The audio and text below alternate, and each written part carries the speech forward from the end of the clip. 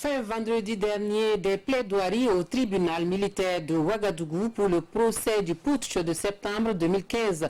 Derniers accusés à voir leur cause plaidée, Léonce Koné et Herman Yamogo, poursuivis pour complicité d'attentat à la sûreté de l'État et meurtre. Et contre eux, le parquet militaire requiert une peine de 5 ans d'emprisonnement avec sursis. L'on n'attend plus que le verdict. Oscar Soulama, Zoubaviel, David Dabiré nous résume la dernière audience.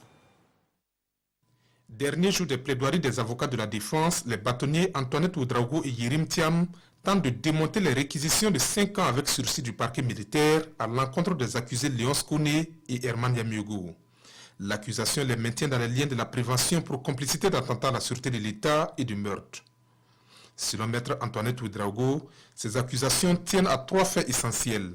La visite d'information des 2 accusés au général Djendjiré dans la matinée du 17 septembre 2015, leur soutien présumé au putsch et la valise d'argent venue de Côte d'Ivoire au nom de Léonce Koné. De l'argent censé financer le putsch selon le parquet militaire. Pour l'avocate, ces accusations sont la preuve que le procès putsch de septembre 2015 est un procès politique.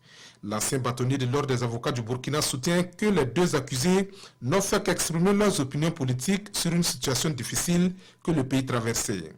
En quoi cela est-il constitutif d'infraction, s'interroge-t-elle, avant de relancer, l'argent venu de la Côte d'Ivoire a été collectionné par des amis des accusés en vue de les aider dans leurs activités politiques.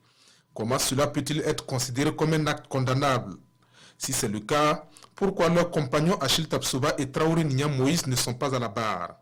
Ce qui n'est pas une infraction pour tous ne peut être une infraction pour 2 et dans tous les cas, le parquet n'en a pas fait la démonstration durant ce procès, dira l'avocate. En somme, dira maître Yérim Thiam, l'accusation portée contre Léonce Koné et Herman Yamogo n'a aucun fondement juridique et factuel.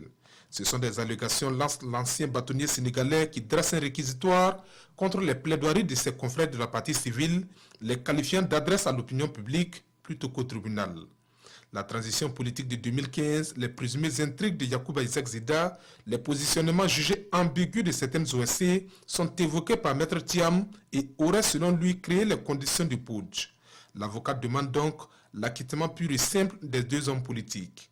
À la fin des plaidoiries de leurs avocats, les 2 accusés sont appelés à la barre. Dans leur mot de fin, ils expriment leur compassion pour les victimes des événements de septembre 2015. Ils fustigent le parquet militaire et les avocats des partis civils qui seraient les bras séculiers des chapelles politiques dans ce procès. Ce lundi 26 août 2019, c'est l'ultime étape avant que le tribunal n'entre en voie de délibération. Il s'agit de définir les questions fondamentales auxquelles le tribunal répondra en vue d'établir la culpabilité ou l'innocence de chacun des accusés à ce procès.